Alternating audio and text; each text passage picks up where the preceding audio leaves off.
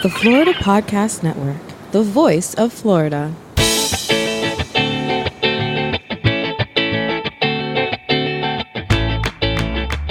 Welcome to episode 13 of the Florida Podcasting News Show on the Florida Podcast Network. Florida Podcasting News keeps you on the inside of Florida's podcasting industry. On today's episode, we'll be sharing cool things going on with some Florida podcasters, including chatting with Daisy Cedeño about breaking into the local podcasting scene. Then we'll review Apple Podcast category changes, again, and talk about common podcasting mistakes. Then we'll share the latest news on the network itself and give you a final tip on ways to turn your network into contributing content creators for your show. This episode is brought to you by Flintstone Media. Thanks for joining us. This is Jemmy. And this is Glenn. Welcome back to a brand new episode of the Florida Podcasting News Show. There is so freaking much going on in podcasting right now. It seems like the first 8 years I did podcasting, and when you were in it in the early days, things moved very slowly. Oh, there was like no change whatsoever. It took forever just to adapt the word podcast. That's right. And now I can't keep up with all the changes. I mean, we didn't have a newsletter for 15 years, and now we have 6 of them. I mean, everybody's doing a newsletter. It seems like there's a new one that pops up every month at this point. Yes. Now Podcast Movement's doing a newsletter. Oh, so my goodness. And daily. I mean, I get so many daily newsletters. I just don't know what to read. And just to add to the torrent in your inbox, we also have our monthly newsletter. Yes, we have one. Doing one too. It comes out on the 15th. People find that? Yeah, it comes out on the 15th of every month, and you can sign up at floridapodcastingnews.com. It accompanies the episode that will be out on the 15th, and otherwise, episodes like this one will be out on the 1st. And that is how we help clutter your inbox. we didn't want to miss out, but it's all Florida news. It's all pretty much Florida-based stuff. Yeah. And speaking of, let's move on to Florida industry news and events.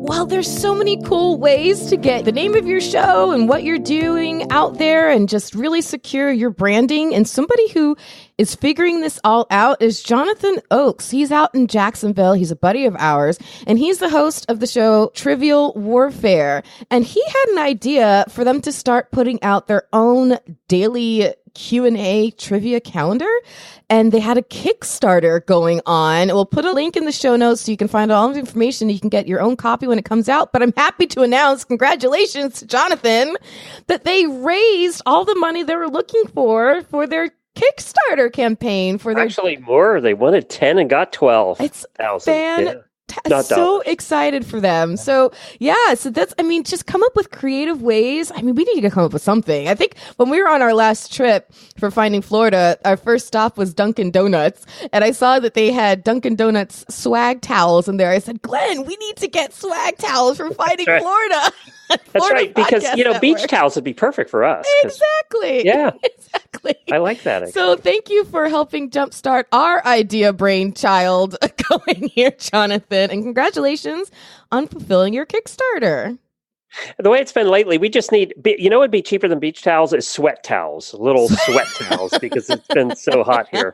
So true. I also want to congratulate Tyler Sheff and the Cash Flow guys, they're out of Florida in the Tampa area, on being named by LeadGeeks.com as the #2 real estate podcast on the ultimate list of real estate podcasts. Wow. And that's a huge accomplishment, because if there is something there's a lot of in the podcasting industry, it's realtors. It's real estate and real estate podcasts.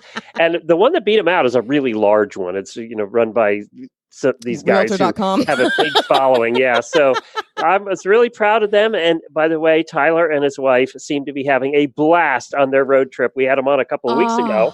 Because they were on they bought an RV and went on the road, and they're in the North Carolina area right now, having a blast in the mountains. Good for them, representing some Florida. All right, Tyler. Well done. Congratulations, guys. That's quite the accomplishment. Well, yeah, we have certainly met so many wonderful, wonderful podcasters along every avenue of our podcasting adventures. And one of the people who I've been so excited to have met more recently along the way is Daisy Cedeño, who does Al Día con Daisy Cedeño. And she's fantastic. She's part of Palm Beach Podcasters, that meetup group that I do. And I'm so happy to have her as part of that group. And so, Daisy, thank you so much for joining us today on the show. I'm so excited. I'm really happy to be part of this podcast and also the whole Palm Beach podcaster community. Thank you. So I'm very grateful. Thank you for thinking of me for your podcast. Of course. You know, when I was thinking about what we should highlight today in on the Florida podcasting scene, I thought, well, why don't we look at it from a different angle and talk about what it's like to go from radio into podcasting within Florida's industry. So tell us a little bit about your radio background and what you're doing now. Well, I went to Connecticut School of Broadcasting. I also went to Palm Beach Atlantic University. So I love communications. And, little by little, I started going into because of my education. And then I got my first job. And then I was so excited. That was in 2003, 2004. Mm-hmm. So the online radio was not there yet. There were some people thinking about it, playing with that. And so I started my radio career at the same time, more or less, the podcasting was kind of appearing in the scene. I was like, oh, what is this? What's going on? Sounds fun. But it was not what it is now. So I started working for iHeart. I did a little bit for Glades Media, different radio stations in South Florida. Mm-hmm. And at the same time, we were playing with this online radio. It was just fun for us, for the people, but it was nothing like we were thinking, oh, we're going to do this in the future. So that's how it started. I was working in radio. I'm still working in radio. Mm-hmm.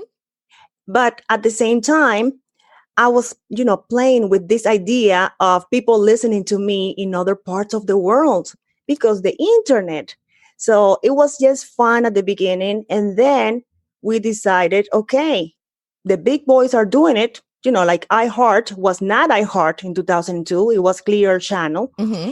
And they closed down. You know how the whole thing went down. Clear Channels closed down, And then iHeart came. And everybody was like, what's going on? That's the new radio? And it's becoming the new radio for some markets. I mean, that's the way they're making money, being able to push the podcast, the online at the same time as they have their regular conventional radio stations. And that's how I started, just playing around. And now that gave me an opportunity to go to different markets. So right now I'm in Washington, D.C. with a radio station. And also they broadcast my podcast. And I'm also in Massachusetts. So it gave me an opportunity. The internet just opened the door for me not to stay in South Florida. It opened the doors for me to grow, to just meet new people, just go around. And that's how I started. I started in Spreaker. I don't know if you heard of that host. Yes, Spreaker. Mm-hmm. Spreaker. And little by little, I started, expanding. And that's how I started in this. Well, that's amazing. And so you figured out ways to open doors for you to have your voice heard throughout the country, throughout the world. Mm-hmm. And then you've also started exploring the scene in our backyards, meaning like you've actually gone out and tried to network and figure out other people to help support what you're doing. And I was so happy that you walked through the doors for Palm Beach Podcasters. What's it like entering into this new stage in your career and trying out podcasting as part of the scene in Florida? I love it. I'm always in the studio pretty much all day long doing, editing, going on the air.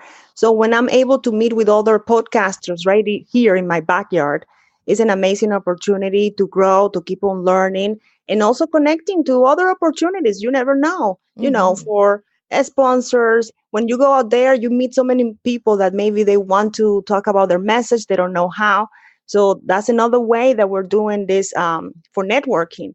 So it comes with, experience, getting some experience, getting more relationships. So I think it's a great opportunity for people who are already in podcasting or just want to get into it. They don't know how to do it. And Palm Beach Podcaster is all about that. So it's a great opportunity.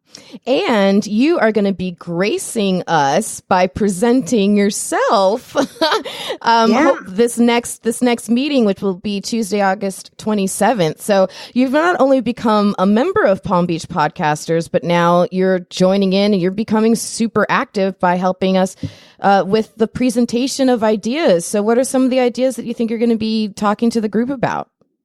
Well, I'm going to be talking about how to start from scratch, how to put together your first episodes in 30 days. A lot of people are scared of the technology. They're concerned about what they're going to be talking about. They don't know how to start. So we're going to be talking about that. And also other areas like a little bit of marketing, how to get your voice out there. And a lot of people are scared also. I don't have an audience. Nobody knows me. How can I get people to?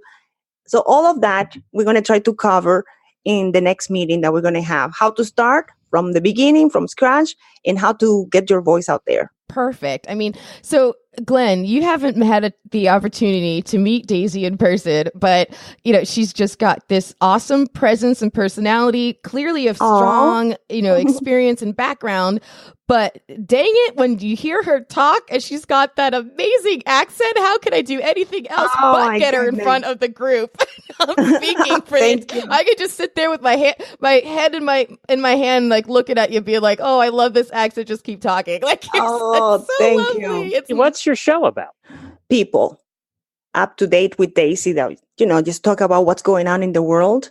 We interview different kind of people, from artists, singers, composers, activists. We talk about different stuff that are going on in the world, and all about the Latino community, our culture, who we are in United States.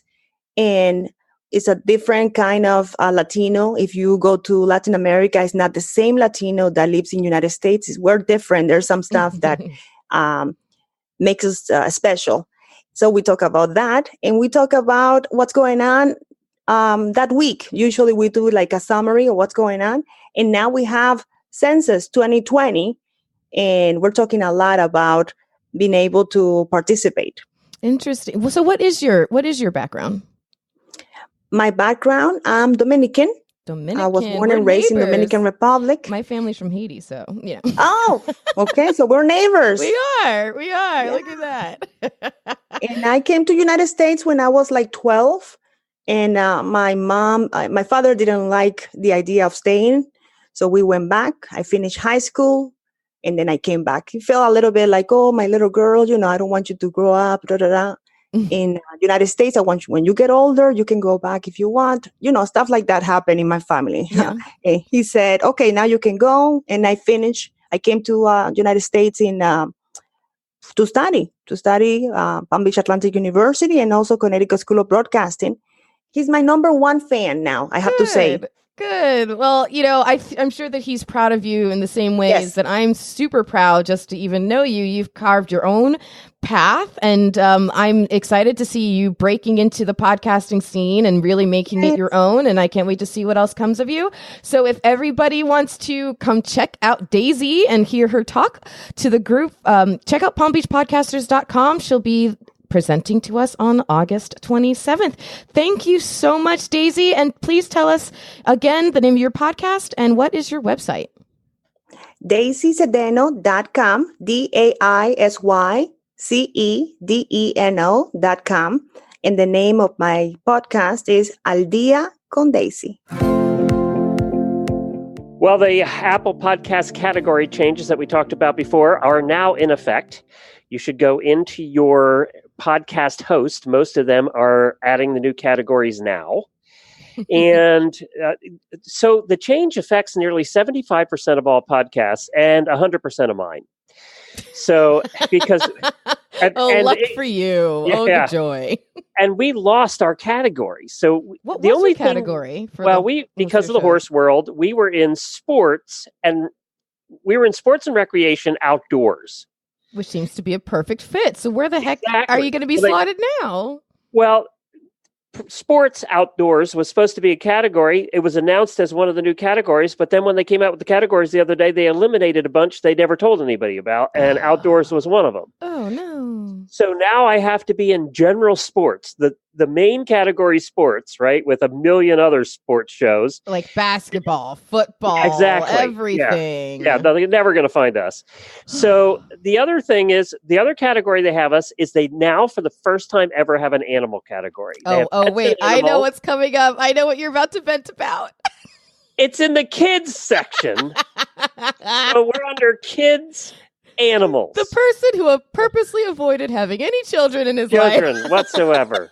And yes, there are kids in the horse sport, but we also have professional athletes. Yes. You know, it's not like your shows are about, getting ponies at your kids' birthday parties. Like, so I put us under stuff. Sports as the first category and then kids second. And I don't know what else to do. So Apple transitioned from 67 top and subcategories to 112. So they did add a bunch.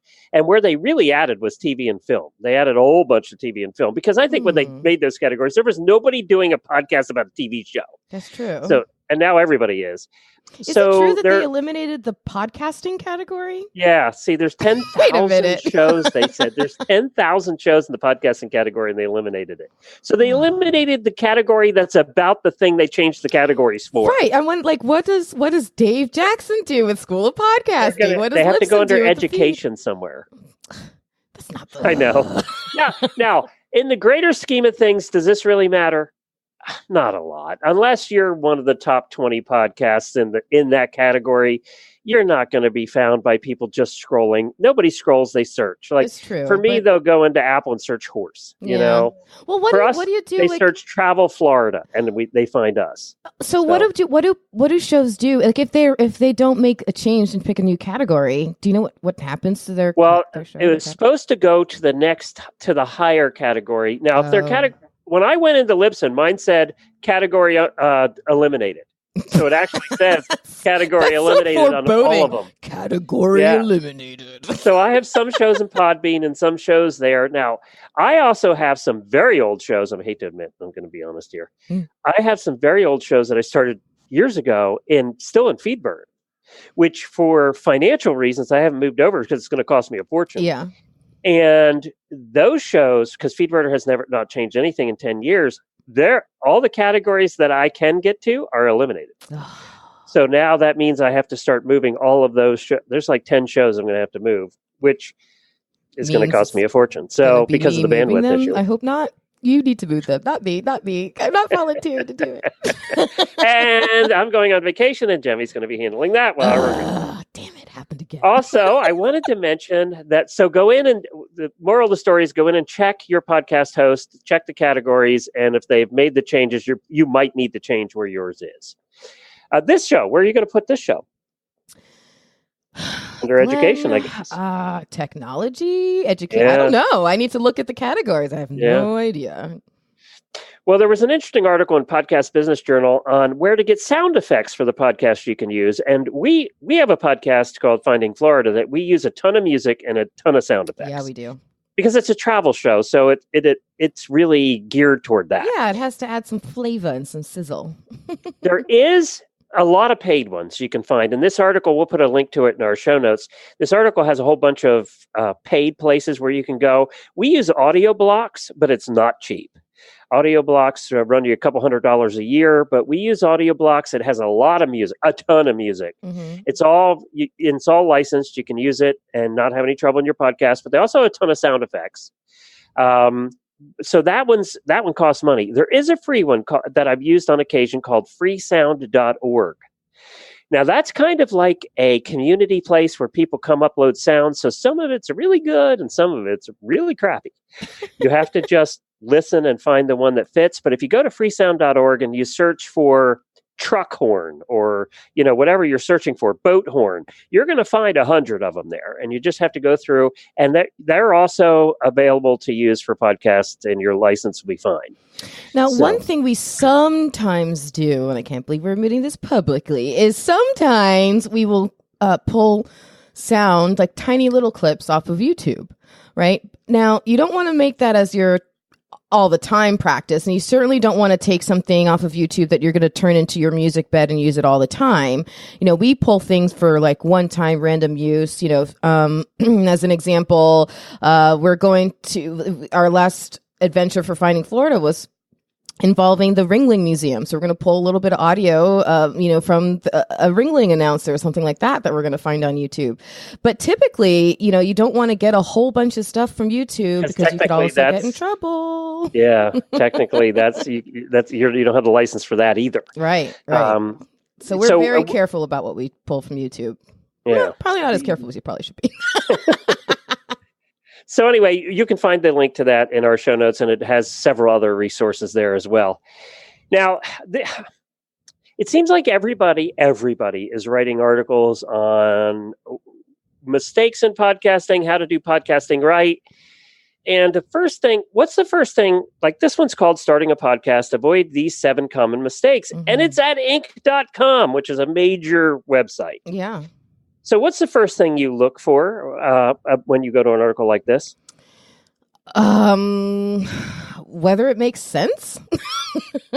First thing I look for is how long has this person been podcasting? Oh, the person who wrote it? Oh, that's a good point. Yeah. So when I see an article in Inc. magazine called Starting a Podcast, Avoid These 7 Common Mistakes, I expected to see somebody that's been doing podcasting for a while, like years. And I get here, and I give her credit. She's a little over a year. Okay. But I have seen so many articles from people now that have been doing it for 6 months and are experts. I think at least I hope sometimes, or at least for the most part, you would hope that the writers of the articles are at least crowdsourcing their information and asking opinions and getting some good feedback from podcasters who've been in the game longer than they have. You have to hope, right? Well, let's go through these 7 things that he talks about, and let's see if we agree or not. The soapbox is about to come out. No, maybe I'll agree with everything. Yeah, right. So now, for new listeners, Jamie and I have a little experience in podcasting.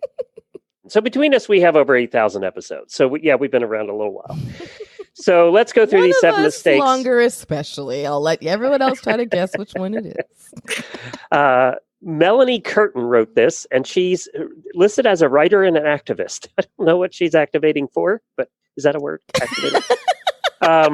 So number 1 is spending too much money. You don't need a bunch of fancy equipment to start a podcast. Trust me. And that is true. Thank you. And she bought a Yeti microphone when she first started. Okay.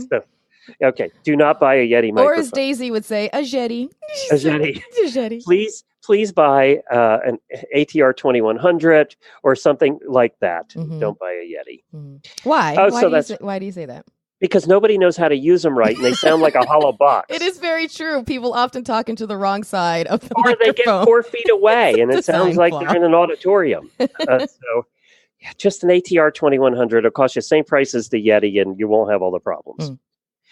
So yes, I agree with her. You don't have to spend a lot of money to start your show. We certainly did not when I started. You certainly didn't when you started. Please, I had like a $20 microphone from Best Buy. It was awful. I'm still talking on a $20 microphone.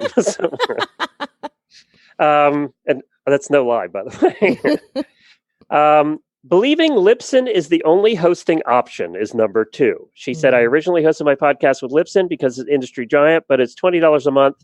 Instead, I now use Red Circle, who we talked about. We did. Yeah, and recommend it to other podcasters. Why? First, it's free for us podcasters. Second, it makes it easy to collaborate and cross-promote. The only caution I would have there is stuff that's free usually isn't free forever. There's some way you're paying for it. That's true. And you just have to remember with Red Circle, as great of a company as they are, we give them lots of props. Just remember that, not all the decision making, it's going to affect your show, right? They're going to be inserting content as far as an ad or cross promotion into your show. And even though you're agreeing to it, it is automatically happening. And so you don't have that ultimate final control. And for me, call me a control freak. I don't care, but I like to know exactly what's being broadcast on my RSS feed every single minute that something's out there. Number 3, she said, is not respecting your niche. I agree with her there. She talks about, actually, she's a sex researcher and a coach for men around dating and relationships. Well, now we know what she's an activator for. Yeah, that's right. Well, that's true. We just invented a word today. She said, mission creep is a thing in podcasting just as it is in the startup world. You need a strong sense of what your podcast is for. We've seen that with a lot of podcasters where they tend to start off with a very strong niche, but then they start talking about other stuff and other stuff and other stuff. And now all of a sudden they're not in talking strictly about their niche anymore. I think actually we've done pretty good job over in the Horse Radio Network of making sure the individual shows stay in their niche. You know, I mentor this girl, Izzy J. I've mentioned her before, and I'm doing a public speaking workshop with her this summer. And this last class that I did with her, it was about, she's doing a presentation. So we're going through her creating a presentation, right?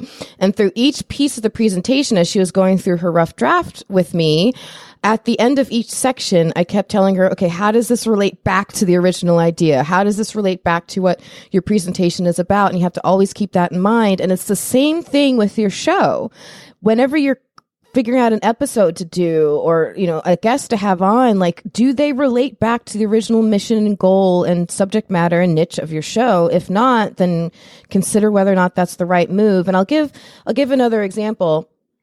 Bruce Wozniak, he has now Hear This Entertainment, and then he also has his Catholic sports radio show. And if you recall back when he was a guest on us on this show talking about it, he was very specific. He does not have just general Christian athletes. It has to be Catholic athletes, and that's just, he's respecting his niche, and that's also showing respect to your listeners and your audience, because they're there with a certain expectation, and so you want to honor that every time. So I agree with her. Although, if anybody wants to pay us, we will take Finding Florida to Hawaii for a week. So, we wouldn't mind or complain. We will disrespect our niche for that trip. Number 4, not using a subtitle. This I totally disagree with her on, and it'll get her in trouble, and it's going to get her in trouble.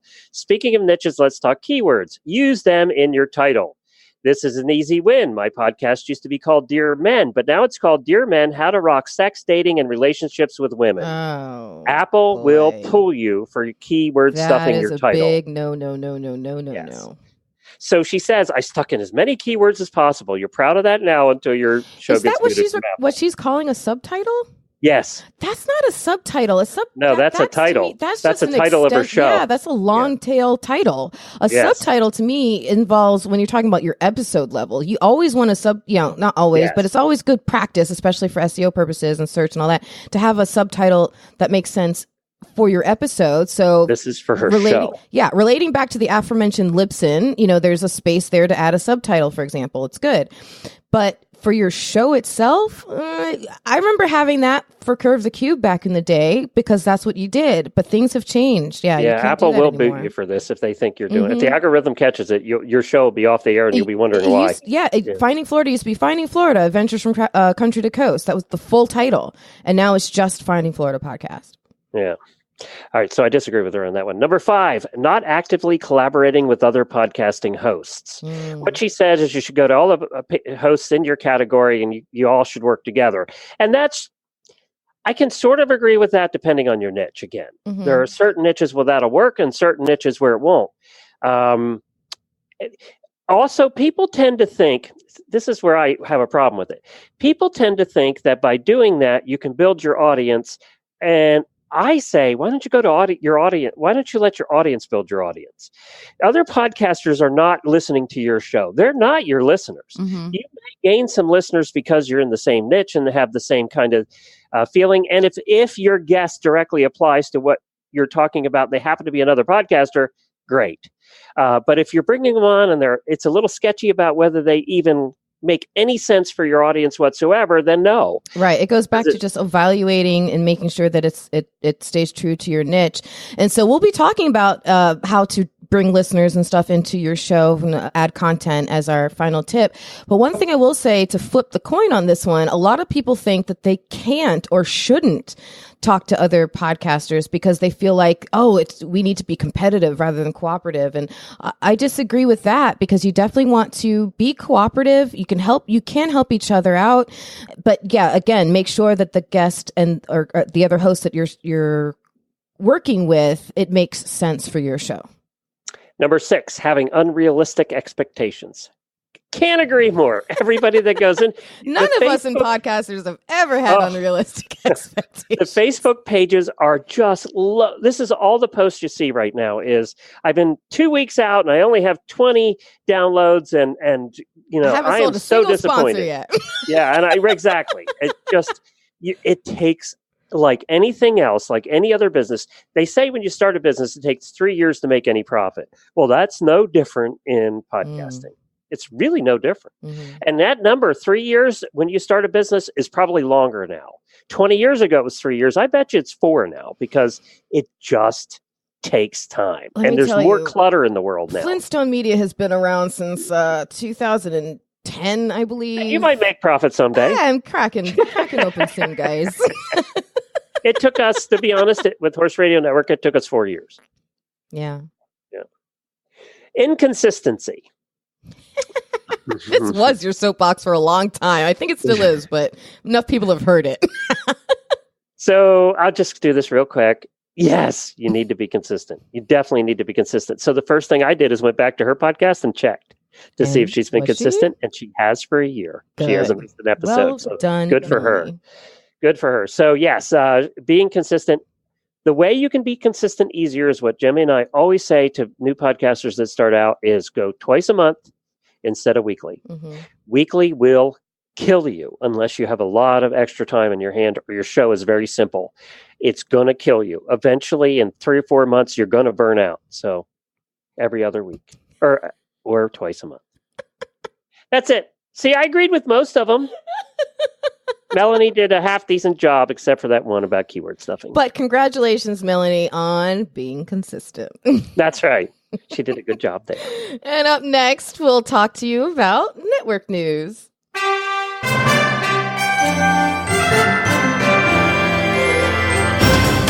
Well, the latest going on with the network is that the network is all about collaboration, apparently. We're doing a pretty good job over here. If you remember a couple episodes ago, Finding Florida, Glenn and I appeared on Beach Talk Radio.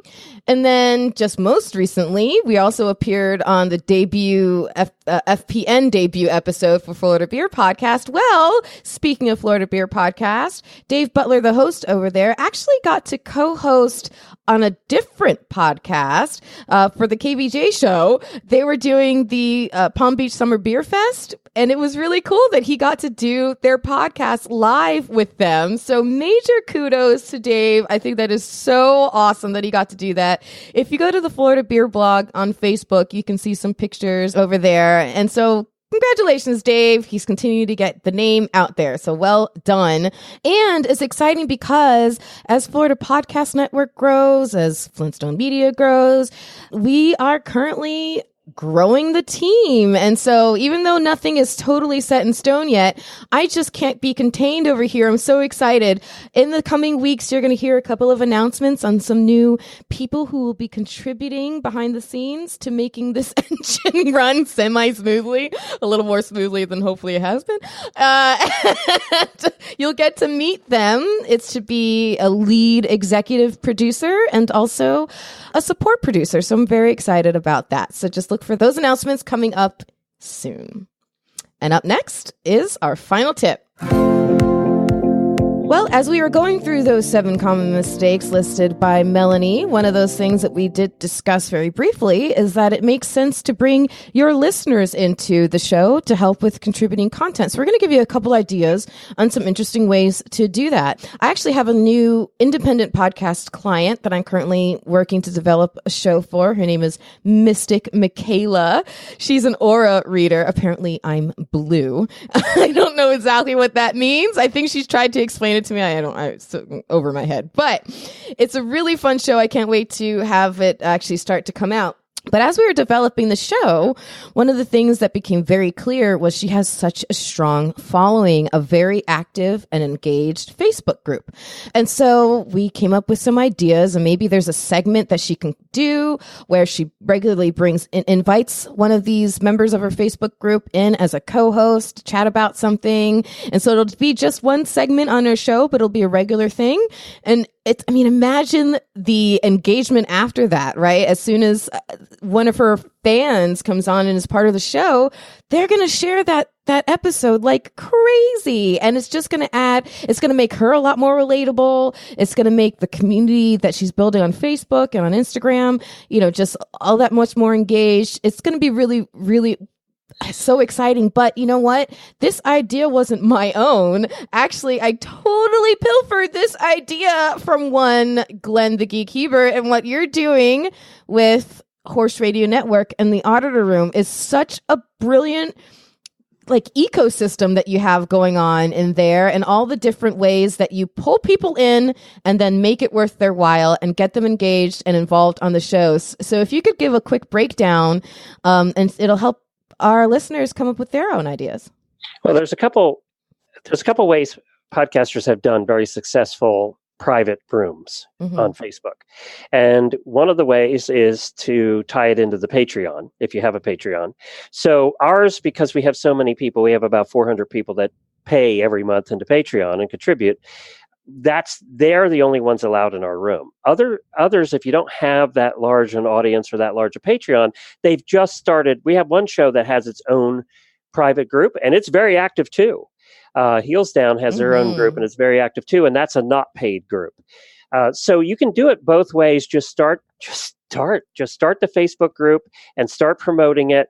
Now, the key is you have to keep an eye on it and set the tone inside the room. So you have to keep the conversation going initially, and then keep it going every day. Post something in there that's relevant to your niche, and to keep the conversation going. But eventually, like with our room now, there's 50 posts that I don't have to do anything except monitor it, because when I post, it's just another one of 25 posts that were posted that day. Right.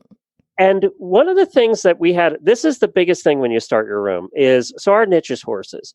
So initially, people were posting about their horses and things, and then they started posting very personal things. So the first post that wasn't about horses was somebody was getting divorced, and they needed advice from other people who were getting divorced.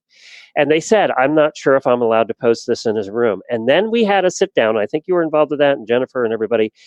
What do we do? Do we let those go? Because that's going to turn into people posting about other very personal things. Do we let that go, or do we keep it just horses? I said, let's let it go. If we're going to build a family, then they got to become a family in all aspects, because we have lives away from horses. And Jemmy sees what happens in there now. This is truly their place where they'll talk about anything. And I bet you half those posts in there now are not about horses. But what's interesting is the content that they create, that your listeners, your followers create in that group. They post something and then people respond and leave their own comments, and there's these conversations going. That stuff oftentimes becomes content for your show. Yes. It's like a big focus group. Yeah. And it is a focus group. So if I want to ask a question about whether a segment's working or not, or whether we should do something, I post it in there and I'll have 50 or 100 answers. It's a really good focus group. Yeah. Or like on your co-host on Horses in the Morning, Jamie, when she wants to do the segment about first world problems, so she'll post in there, what are your first world problems? And the listeners will get in there and get their comments, and then they'll be able to hear that referenced on the show with their name shouted out and all that, and it's super engaging. And then you also do we do Facebook Lives too. Facebook Lives where we interview them. Yes. So we have the people in the room on the Facebook Live with us, and we interview them. So we're interviewing the listeners, right? And then other listeners love it. And then you also have a way of benefiting the sponsors who are paying to be part of the show in some way, shape, or form. You figured out creative ways to tie the two together, but with the product reviews. So you're bringing your listeners into the show, and they hear themselves on the show, and there's a whole added benefit. So tell people a little bit about how the product reviews process works, and because it's such a smart way to bring listeners into the shows. Well, what happened was we were getting so many products that Jennifer and I and we just couldn't review them all. We just, they were getting all this free stuff and we just couldn't use it all. And we didn't have time. So we said, well, who can help with this? And we thought, well, our auditors, the people who actually pay to be in the room. So now we put it out to them, and we actually play a trivia game to see who gets the products. So we play live trivia with them on Facebook Live, and we do trivia, and whoever answers the questions, then they get the product. So we made it fun and entertaining, and that way we don't have to pick, and it's kind of fair to everybody. So we send out the products, but then the deal is they have to test it and come on the show and talk about it. Yeah. So we're getting a real review by a real person, and of course, the sponsor really likes that too, because it's a real person reviewing their product. It's amazing. And then for Finding Florida, one thing that we've started recently is the Roaming Reporter segment. And so, anybody can contribute, and anyone across Florida can send us a little audio piece reviewing something that they did, telling us about some activity they did over the weekend, whatever. It's super easy. And they'll send it in, and then they hear themselves again on the show. And you also do that with Horse Radio Network too. You have the live listeners, and so they go out to different conventions or horse events and things like that and call in. So there's so many different ways. We just had a lady from a lake in Maryland who was watching on a boat who was watching ponies swim by. So there you go. As it's happening, they're interviewing her over the phone. It was live, and it was real, and it was awesome. And so there's so many ways to get your audience involved in your show, whether inviting them on as guests, inviting them on as guest co-hosts, posting stuff on different social media, and then pulling in their answers as part of the content. There's so many different ways to get your audience involved. So, in fact, again, it takes time. You have to take the time to build it. It will take time to build it, but once it's built, then it kind of becomes self-fulfilling and will end up building itself in the end. That's true. So, if you have your own really amazing way of engaging your listeners and your audience, and especially if it contributes to the content of your show, please email me, Jaime, Jaime, at floridapodcastnetwork.com. 1, so I can steal the idea, and 2, so we can share it and just give you kudos and shout out for a great idea on the show. We'd love to hear what else other podcasters have thought of to do for this end. But yeah, so there's so many ways you can be creative. Just figure out a way to bring your audience into your show. They're going to be your biggest champions and help really, really grow your show. And if you cut this part out, I am going to never work with you again. So I looked up Blue Aura and what the Blue Aura means. Oh boy, why did I open my mouth? You are so annoying. It says Blue Aura colors represent, you're going to love this, represent the throat, specifically the thyroid. And you do like to talk. If your aura energy is blue, you're intuitive. Ooh. That's true. You love helping people. Ooh. Again, true. You remain calm during a crisis. Not quite so. Hey. That was a little off. Hey, I was an EMT in college, remember? I'm cool, calm, and collected, my friend. Just say that's a long time ago. And others lean on you for support, which is also true. So 3 out of 4. Yay. Not too bad. Or 4 out of 4, some may say. Look at you doing the homework. Thank you, Glenn. Oh, man. Well, speaking of that reminds me, once Mystic Michaela's episodes start running, I'll let y'all know so you can find out more about the aura. In fact, the first episode we're planning is a frequently asked questions one. So I'm sure she'll be explaining all that. She's an interesting gal. Well, you can find more updates on all of this and other news, plus details and show notes about today's episode, and sign up to receive that amazing newsletter that you just can't miss, adding to your inbox every month by going to floridapodcastingnews.com. We would love your feedback too. So please join us in our Facebook group. We have one as well, FPN Insiders, and you can contribute content to this show. You can contribute content to Finding Florida or any of the shows on the Florida Podcast Network. Just post your ideas in there. We welcome stupid, silly memes about Florida too. Yes, we certainly do. Those are always fun. Many thanks to this week's sponsor, Flintstone Media. And be sure to visit all the great shows on the Florida Podcast Network. You can find them at floridapodcastnetwork.com. Until next time, thanks for hanging out on the inside of Florida's podcasting industry.